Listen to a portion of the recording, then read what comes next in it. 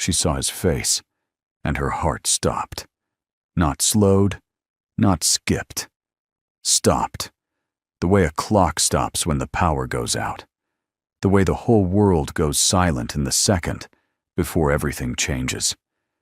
Because the face staring back at Evelyn Carter from across that rain-soaked street was a face she had buried 15 years ago. A face she had wept over. A face she had convinced herself to forget because remembering was what was killing her. And yet, there he was, standing on the pavement in a soaked gray hoodie, matted hair, hollow eyes, a young man who looked like he hadn't eaten properly in weeks, who looked like the world had chewed him up and spat him onto this street corner like he was nothing. But those eyes. God, those eyes. Evelyn's breath caught in her throat. Her hand, still holding the door of the SUV she had just stepped out of, went completely numb. Rain hammered the roof of the car. Her driver said something. She didn't hear it. All she heard was a voice inside her, a voice from 15 years ago, whispering one single word. Daniel. Before we dive deeper, let us know in the comments where you're watching from. We'd love to hear from you. And if you're new here, click on the subscribe button right now so you never miss any of our upcoming videos. Now let's get into this story. Evelyn Carter had not always been the woman who stepped out of black SUVs and designer coats. She had not always owned 3 properties in the city, a property development company worth $60 million, or a name that made people sit up straighter when she walked into a room. There was a time, not so long ago, really, though it felt like another lifetime, when Evelyn Carter had been just a woman, a widow, a mother, a person trying to hold the pieces of a broken life together with bare hands and sheer stubbornness. She had met Robert Carter when she was 24 years old, at a community college where they were both taking night classes. He was studying accounting. She was studying business management. He had smiled at her across the room one evening when the professor made a joke that wasn't funny, and something about the way they had both quietly laughed had felt like the beginning of something real. They married 2 years later. 3 years after that, Daniel was born. Those early years were not easy. They rented a 2-bedroom apartment on the east side of the city. Robert worked long hours. Evelyn juggled part-time work and raising Daniel, who was, from his very first breath, the most extraordinary thing either of them had ever seen. He was bright and loud and full of questions. He collected rocks. He was afraid of butterflies, but not of dogs. He learned to ride a bike at 5, fell badly at 9, and earned the small curved scar above his left eyebrow that Evelyn had pressed her lips against 100 times. Robert died of a heart attack when Daniel was 11. Sudden, no warning. There one morning and gone, one by afternoon. And just like that, Evelyn became everything. Provider, protector, parent, while grief sat in the corner of every room like an uninvited guest. But she kept going, because Daniel needed her to. She threw herself into real estate, started small, buying, renovating, selling. She had an instinct for it, a quiet stubbornness that the market couldn't break. Slowly, painfully, she built something. And through all of it, Daniel was her reason. He did his homework at the kitchen table while she made calls. He learned about mortgages and interest rates before he was 13 because he sat with her while she worked. He told her once, while she was cooking pasta and he was pretending to study, "I'm going to take care of you when I grow up, Mom. You won't have to work so hard." She had laughed, and then, when he wasn't looking, she had cried. He was 17 when she lost him. It was a Tuesday in November. She remembered the month the way you remember the weather on, the worst day of your life, as if nature itself had decided to mark it. Cold. That specific kind of cold that has no drama to it, just a flat, gray insistence.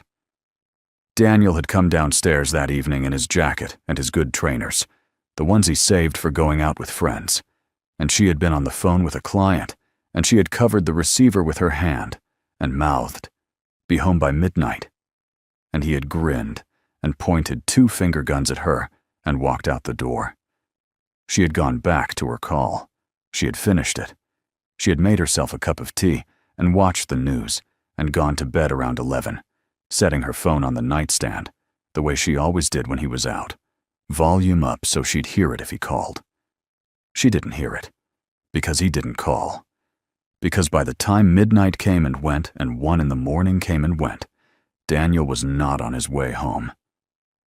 At 2 in the morning, there was a knock at her door, the kind of knock you feel in your bones before you open it, before you can possibly know who is on the other side or what they have brought with them. 2 police officers, a man and a woman, both in uniform, both with those careful, composed faces that are not cold but are controlled, because they have had to learn to deliver the worst news in the world without falling apart themselves. A car accident, highway, fire, a body. She remembered very little of what came directly after. She remembered sitting on the floor of her hallway. She had not sat down, her legs had simply stopped, and the female officer crouching beside her and saying her name several times. She remembered that she could not cry. Not immediately. It was as if the news had arrived in a language she didn't yet speak, and she could hear the words, but could not process them into meaning. Her brother-in-law, Marcus, Robert's younger brother, who had always been around, always helpful, always just a little too smooth around the edges in ways she had never examined too closely, arrived within the hour. She did not remember calling him. Perhaps the officers had. He took charge quietly and efficiently, the way he always did. He arranged the identification. He arranged the paperwork. He arranged the funeral. He sat with her through all of it. He brought her tea and fielded phone calls and held her arm at the graveside, and was, by every observable measure, exactly the kind of person you needed in a crisis. The casket was closed. The fire, Marcus had explained quietly, his hand on her shoulder, his voice carrying that particular gentleness of someone delivering something they wished they didn't have to. "It's better this way, Evelyn. Trust me. You don't want to see." And she had believed him. She had believed him because she was destroyed, and because he was there, and because what reason did she have not to? This was Marcus, Robert's brother. Family. She had buried her son without seeing his face, and for 15 years she had carried that absence as fact, as truth, as the unmovable bedrock of her grief. Daniel was dead. The casket was in the ground. She had stood at the graveside in the November cold and said goodbye to the person who had made her life mean something. And then she had gone home and begun the long, excruciating process of learning to live anyway. She did not do it gracefully. She did not move through the stages of grief in the orderly way that the books described. She worked instead. She threw herself into the business with a ferocity that her accountant described as impressive and that her doctor described as concerning, and she let them both say their piece, and then she went back to work. The empire she built in those 15 years was extraordinary. Was also, she understood now with a clarity that was almost physical, a monument to the wrong thing. She had been building a testimony to a lie. Now she stood in the rain, staring at a ghost. The young man across the street had seen her. She was certain of it. He had turned his head in that casual, absent way that homeless people sometimes did, scanning the street, reading the environment, and his eyes had found hers. And something had happened in his face, something complicated and fast, like a door opening and slamming shut in the same second. He started to walk away. "Wait," Evelyn said. The word came out before she had decided to say it. Her voice was barely above a whisper, but it cut through the rain. He didn't stop. She crossed the street. Her heels were impractical for running, but she moved faster than she had in years, threading between the slow-moving traffic, ignoring the honk of a taxi, ignoring her driver calling her name from the car behind her, her eyes fixed on that gray hoodie.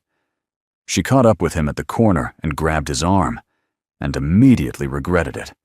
Because you don't grab people. You don't grab someone who is clearly already frightened. But the alternative had been watching him walk away again, and that she could not do. He spun around. Up close, the resemblance was not a trick of distance or grief or wishful thinking. It was absolute and unambiguous. The same jaw, the same way of holding his shoulders, slightly forward, as if he were always just about to say something. The birthmark just below his left collarbone. She couldn't see it through his clothing, but she knew it was there the way she knew the layout of every room she'd ever lived in. She knew it in her body. And the scar, right there above his left eyebrow, exactly where it had always been, exactly where she had pressed her lips 100 times. "Let go of me," he said. His voice was low and careful, the voice of someone who had learned to speak quietly, because loud had never gone well for them. "I'm sorry," she said immediately, releasing his arm. "I'm sorry. I need you to look at me. Please." He looked at her. His eyes were dark brown, the same shade as the eyes she had looked into 1,000 times. The eyes that had stared up at her from a crib. The eyes that had rolled at her jokes when he was a teenager. The eyes that she had last seen alive 17 years ago, before the accident, when he had kissed her cheek and said he'd be home by midnight. "What do you want?" he said. "I think," her voice broke. She steadied it.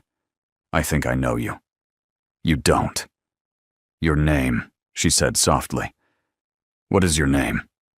He said nothing for a moment. Then, "You've got the wrong person." But his hands were shaking. She could see them. "Then prove it," she said. "Have dinner with me. Let me buy you a meal. If I'm wrong, I'll walk away and never bother you again. I promise you that." He looked at her for a long time. The rain fell between them. Some calculation was happening behind his eyes, something cautious and exhausted and a little desperate. Finally, he looked away. "Fine," he said quietly. "One meal." They went to a diner, 2 blocks away. He ordered more food than she had expected. Scrambled eggs, toast, a bowl of soup, orange juice. And she realized he hadn't been pretending not to be hungry. He ate carefully, not quickly, with a kind of controlled patience that told her this was a habit, making food last. She watched him and said nothing for a while. She didn't want to scare him off. He avoided her eyes at first. He looked at the table, at his food, at the window. But twice she caught him glancing at her when he thought she wasn't looking. Quick, searching looks, as if he were doing his own accounting. "You have a scar above your eyebrow," she said at last. He said nothing. "My son had the same one. He fell off his bike when he was 9. We were in the park on a Sunday. He was trying to ride without hands." She paused. "He cried a little, but he didn't want me to see. So he pretended to be looking at something on the ground while he got himself together. He was always like that. Too proud to cry in front of his mother." The young man's jaw tightened, almost imperceptibly. "He made me promise not to tell his friends," she continued. "He said they'd tease him. I kept that promise. I never told anyone." She paused. "I kept a lot of things. You keep things when someone is gone. You keep the small details because they're the last real evidence that the person was here." A long silence fell. He looked at his food. Something in the set of his shoulders had changed. They were not quite so tightly braced. "Why are you telling me this?" he said finally. "Because I don't think you're a stranger," she said simply. He put down his fork. He looked at her for the first time without looking away. It was a long, unguarded look, the kind that costs something, the kind you give when you've run out of the energy required to keep the door shut. And then she noticed something she hadn't been able to see before, because the light in the diner was better than the light on the rain-soaked street. Just below his left ear, almost hidden by the line of his jaw, there was a small, curved scar. The result of a fall from a tree when he was 12. He had not told her about that one immediately. She had found it a week later, when she was cutting his hair at the kitchen table. He'd been embarrassed. She'd kissed it, and called it his secret medal, and he'd told her she was deeply weird, and they had both laughed. Nobody on earth could have told her about that scar. It had never been documented, never been photographed. It had just been theirs. Her breath left her in a long, slow exhale. "My name is Daniel," he said. Very quietly, almost to himself, as if testing whether the name still fit him, or whether it had been gone long enough to belong to someone else. The word hit her like a physical force. She put her hand over her mouth. She breathed through it. She would not cry here.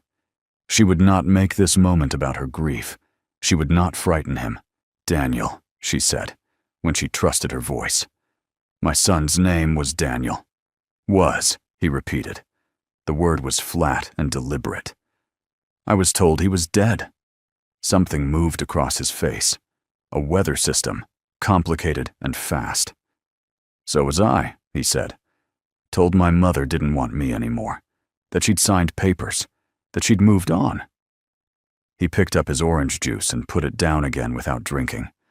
"I was 17, and I'd just been in a bad accident, and some man in a suit came and sat next to my bed and told me very calmly that my mother had made arrangements, that I'd be taken care of." He said it without apparent emotion, the way you say things you've had a long time to get used to. "I waited," he said, "for 2 weeks. Every time someone came in the door, I thought," he stopped. "But you didn't come." "I didn't know you were there," she said. Her voice was almost a whisper. "I thought you were gone. I thought you were in the ground. I was told." She stopped, started again. "I trusted the wrong person, and I will spend the rest of my life sorry for it." The diner hummed around them. Someone at the counter laughed at something uncomplicated. The world continued completely unaware that it had just shattered, that right here in this booth with 2 cups of bad coffee between them, something that had been wrong for 15 years was beginning, very slowly, very carefully, to try and right itself. "I never signed anything," Evelyn said. "I never stopped." Her voice broke. She held it. "I never stopped being your mother." He stared at her. His eyes were bright in a way that was not entirely steady. "I need you to do something," she said, steadying herself. "A DNA test. It's painless. It's quick. 4 days and we have an answer. If it comes back and you're not who I think you are, I will apologize, and I will walk away, and you never have to see me again. I give you my word." She held his gaze. "But if I'm right, Daniel, if I'm right, then we've both been lied to for 15 years, and you deserve to know the truth." He was quiet for a long time. She could see the cost of it in his face, the internal negotiation between the self-protective instinct that had been keeping him alive and some older, quieter thing underneath it that had never entirely stopped listening for her. "Fine," he said at last. "One test." He agreed, and she didn't examine why too closely, because she was afraid of breaking whatever fragile thing had allowed it. She called a private clinic the next morning. 2 days later, they had the sample, a simple swab, nothing more, and then there was nothing to do but wait. She barely slept. She went to the office every day and sat at her desk and stared at contracts she couldn't read. Her assistant, A capable woman named Joanne, who had worked with her for 6 years and could read Evelyn's moods with unsettling accuracy, asked twice if she was all right. She said she was fine both times. The second time, Joanne looked at her for a moment, clearly not believing a word of it, and then quietly put a cup of tea on her desk and went back to her own work without saying anything further. It was one of the kindest things anyone had done for her in years. On the 4th day, the result arrived. She sat in her car in the clinic car park to read it. 99.98% maternal match. She sat for a very long time with that number. He was her son.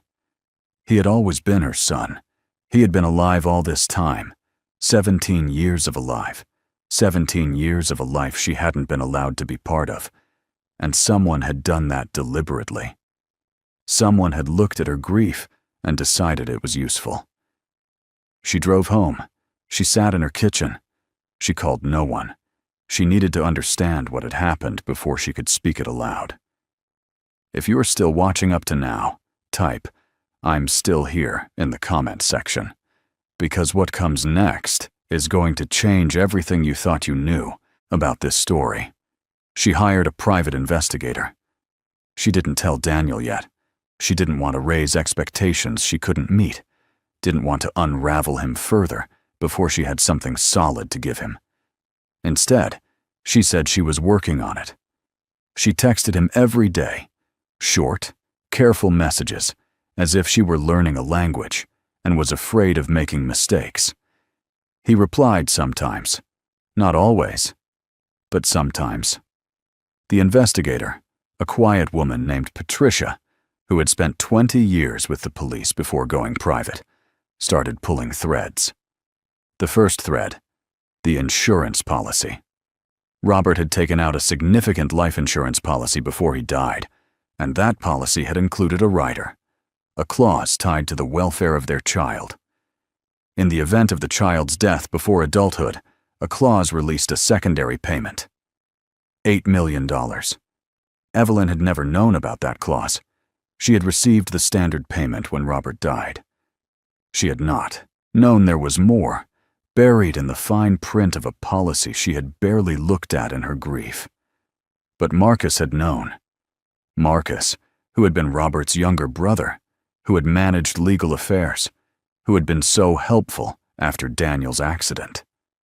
Marcus, who had a quiet fondness for money that had always made Evelyn slightly uncomfortable, but which she had attributed to insecurity and never examined further.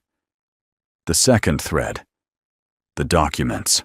Patricia found the original claim documents for the secondary insurance payout, the ones that had been filed after Daniel's supposed death. The signature on 3 of them was Evelyn's, or rather, it looked like Evelyn's.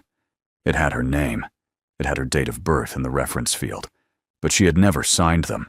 A forensic document analyst, brought in at significant expense, confirmed it within 2 weeks. The signatures were forgeries. Skilled ones, carefully done, but forgeries. The handwriting had been copied from other documents that bore Evelyn's real signature. Contracts, probably, from her early real estate work that Marcus would have had access to. The third thread, the body. This was the one that made Patricia's voice go unusually flat when she called to report it.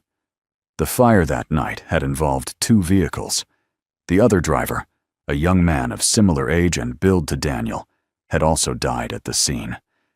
In the chaos and the fire, in the grief-soaked, rushed process that Marcus had managed and smoothed over and expedited, there had been an identification that was wrong. Not a bureaucratic error, not a careless mistake, a deliberate misidentification. Cross-referenced dental records that weren't Daniel's, personal effects, a watch, a wallet that could have been placed. And Daniel himself? He had survived. He had been taken to a hospital across the city, not the one Evelyn would have been directed to, not the one Marcus would have expected her to call. He had been badly shaken, concussed, frightened. And into that confusion someone had come. A man Daniel remembered as calm and official. A man who had told him, with practiced gentleness, that his mother had been informed and was choosing not to come. That she had signed paperwork. That there was a facility that would take care of him. And Daniel, 17, concussed, terrified, and now, apparently unwanted, had believed him. Because what else do you do when an adult authority figure tells you your mother doesn't want you? When you're 17, and the world has just collapsed, and the one person you were sure would always come isn't coming. You believe them. You stop waiting. You run, eventually. Because the facility was not a good place, and the foster homes after it were not good places either. And by the time Daniel was 18, he had learned that the only person who was reliably going to look out for Daniel was Daniel. Evelyn went to find Marcus. He lived in a townhouse in the newer part of the city, the kind of place that looked tasteful from the outside. She rang the bell. He answered in a weekend shirt and looked, for just 1 second, like a man who had seen something he'd been dreading for a long time. "Evelyn," he said, too carefully. "This is a surprise." "I'd like to come in," she said. Her voice was perfectly even. "Of course." He stepped back. "Can I get you something? Tea?" "No." She sat in his living room and looked at him, and let the silence go on just a little longer than was comfortable. Marcus sat across from her and picked up a mug he'd already been drinking from and put it down again, and crossed and uncrossed his legs. He had the look of a man deciding which version of himself to present, which register to pitch his voice in. The concerned relative, the bewildered innocent, the reasonable man.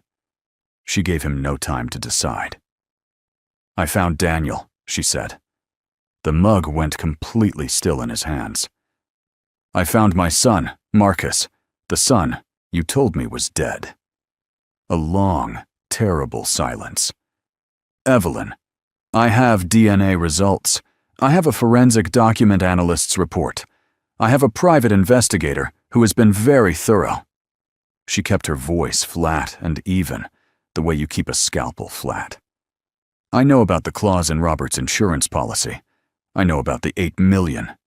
I know about the forged signatures and the deliberate misidentification at the crash site." He put the mug down. He put his elbows on his knees and his face in his hands. When he looked up, he looked old. It wasn't supposed to happen the way it happened," he said. "Explain to me," she said, "how it was supposed to happen." A long breath that seemed to cost him something. "Daniel survived the accident. He needed treatment, neurological treatment, specialist care, the kind that would have cost more than either of you had. The insurance policy wouldn't cover it at full amount unless," he stopped. "Unless he was declared dead," she said. He nodded. Slowly. "The plan was, and I know how this sounds. Tell me anyway." "The plan was temporary," he said. "Declare him, collect the payout, fund the treatment, give it time for the legal dust to settle, and then bring him back. An error. Misidentification. It happens in accidents like that. Fires, chaos, things getting confused. I thought," he pressed his lips together, "I thought I could make it work. I thought I had control of it." "But you didn't," she said. "He was transferred," Marcus said, and his voice cracked slightly on the word. "He was moved from the first facility before I could manage it. I lost track of where he went. The foster care system, it's enormous. It's fragmented. There's no single point of entry, no clear record when a boy disappears into it, especially when you can't ask too loudly and can't use your own name to search." He trailed off. "By the time I found a trail, he was 18, out of the system entirely. Gone." "Did you?" she said. The two words landed like stones dropped into perfectly still water. "Did you look, Marcus? Or did you spend 2 years hoping he would stay gone, because bringing him back meant explaining everything? Because by then the 8 million was already spent, wasn't it? And a Daniel who was alive was a Daniel who made the whole thing unravel. He said nothing, which was, she understood, its own complete answer. "I'm not asking for a confession," she said, though both of them understood that was exactly what this was. "I'm asking you to sit with what you did. You took my son away from me for 15 years. He grew up believing I abandoned him. He lay in a hospital bed and waited for me to come. He slept rough. He learned to be hungry with dignity. He spent 15 years thinking that his mother had looked at him and decided he wasn't worth the effort of showing up." Marcus's eyes were wet. She noted it and felt nothing about it. "He is alive," she said, standing. "And we are both going to deal with what that means. My lawyers will be in touch by the end of the week." She left without looking back. She walked to her car and sat in it for a long moment before starting the engine. Hands on the wheel, eyes open, not crying. She had done the crying already. 15 years of it. She was done with crying about the past. She had a son to build a future with. The legal case was not clean or quick. These things never were. There were lawyers on every side and documents and delays and moments where the process felt so slow that Evelyn wanted to throw something. But Patricia was thorough, and Evelyn's legal team was good. And the evidence, the forged signatures, the misidentification, the insurance fraud, was substantial. Marcus did not fight it for long. He had always been, underneath the smoothness, a man without real conviction. When the weight of it became too heavy, he folded. But none of that was the hard part. The hard part was Daniel. Because Daniel had 15 years of his own now. 15 years of learning not to trust. 15 years of the kind of self-sufficiency that looks like strength from the outside, but is actually the scar tissue you grow when everyone who was supposed to protect you didn't. He had a way of holding himself at a slight distance, even when he was in the same room. A way of going very still when the conversation got close to something real. Evelyn didn't push. She had spent 15 years without him. She could spend more time getting it right. She found him a place to stay. Proper. With his own key. No conditions. She didn't make him call her every day. She didn't demand access to his pain. She called a therapist she trusted, told them the situation, and asked if they'd be willing to speak with someone who had every reason not to trust the kind of help that came with conditions attached. They said yes. Daniel went eventually.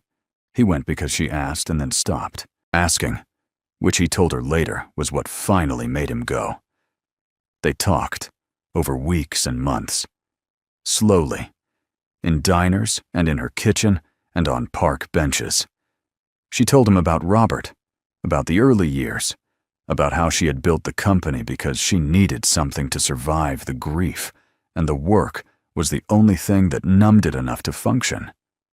He told her, haltingly, in pieces, not all at once, about the facility, the foster homes, the years on the street, about the man who had come to the hospital and told him she wasn't coming, about how he'd waited anyway, for longer than he'd ever admitted to himself, before he finally stopped.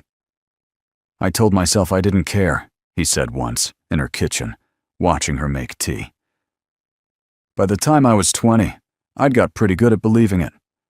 "Did you?" she said. "No," he said after a moment.